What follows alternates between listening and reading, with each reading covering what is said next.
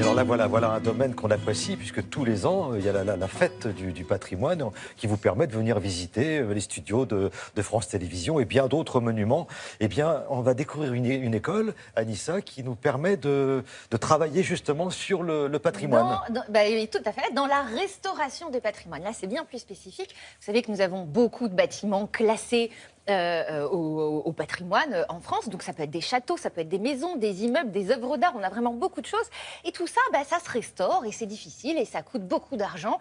Et nous avons en France un lieu qui dispense des formations qui sont absolument exceptionnelles. Alors, ce lieu où on apprend ces formations, c'est une association en fait. C'est pour ça que je vais aller doucement, c'est pas vraiment une école.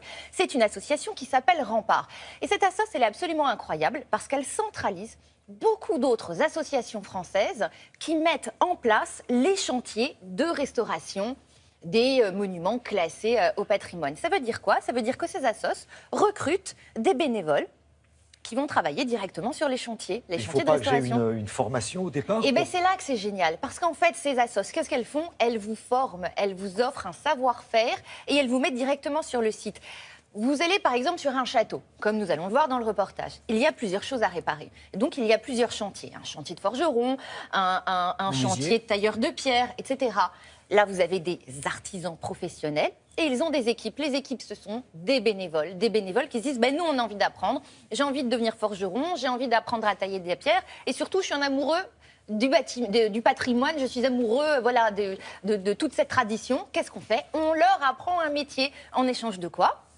Ils sont logés pour la plupart du temps, ils sont nourris. Et ils bénéficient d'un savoir-faire ancestral, tout ça sur un site d'exception. Donc c'est absolument extraordinaire et ça vaut le coup d'œil. Et nous avons eu donc la chance d'aller voir ça de plus près. Nous sommes partis à Berzy-le-Sec, donc c'est près de Soissons, en Picardie. Voilà, normalement nous avons une petite carte... On l'a vu. C'est déjà fait. Vous êtes extraordinaire. Merci. Berzy-le-Sec. C'est à Berzy-le-Sec. C'est un lieu sublime et nous avons passé une journée avec les bénévoles de ce site. Regardez.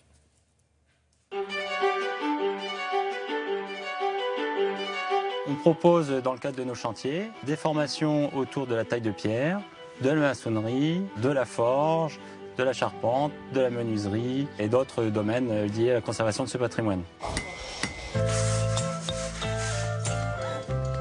Nous avons ici à la fois des professionnels, des artisans, des compagnons, qui vont être là pour assurer la transmission du savoir-faire. Tu poses le panneau, on va le faire ensemble. Toi, tu vas frapper à la craie bleue pour faire le dessin à travers des petits trous. Et des bénévoles qui nous viennent du monde entier, à qui on va justement transmettre ce savoir. Il va falloir que tu relis tous les petits points ici, là, comme ça. D'accord. Et ça va recréer ton dessin.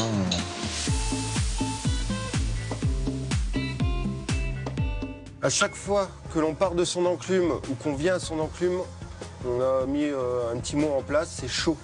Comme ça, on prévient les autres. Alors, c'est pas la peine de partir en disant chaud. Vous dites chaud et ensuite vous partez. D'accord. Et vous vérifiez sur votre chemin qu'il n'y ait personne. La plupart des bénévoles que l'on va accueillir ne sont pas du métier, donc ne connaissent pas les techniques nécessaires à la conservation de notre patrimoine. Donc pendant la durée de ce stage, on va justement s'efforcer à transmettre ce savoir afin qu'ils acquièrent ces techniques. On va refabriquer l'outillage nécessaire à ce travail pour être au plus près, je dirais, des techniques qui étaient utilisées autrefois. Je vous demande juste de vous reculer un petit peu. Là, je vais faire les 5 pans. Un à droite, un à gauche, un en haut, un en bas. Et sur le dessus.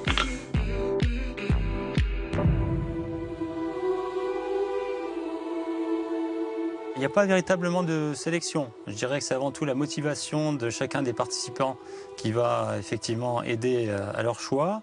Et puis également un petit peu leur histoire, ce qui les intéresse dans ce chantier-là. Il faut les relever légèrement pour pouvoir faire passer le verre. Et là, tu vas venir faire glisser le plomb à l'intérieur et l'insérer ici.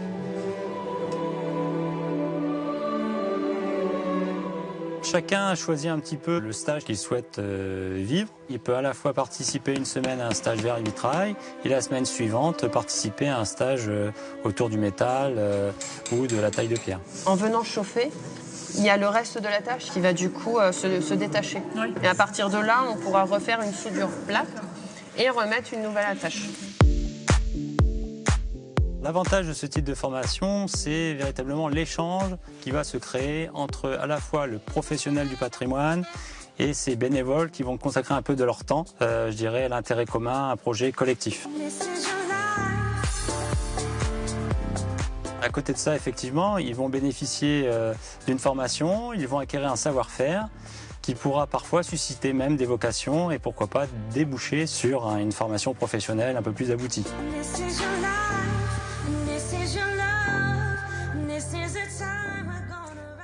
Je suppose que ça va intéresser pas mal de celles et ceux qui nous regardent là en ce moment. Alors comment on procède si on veut intégrer l'association? Eh bien, alors il faut contacter l'association www.rempart.fr et là vous avez une liste entière de tous les pays parce que il y en a également ailleurs en Europe, en Belgique par exemple ou en Espagne et vous pouvez vous inscrire et voilà choisir le chantier qui vous intéresse et c'est parti.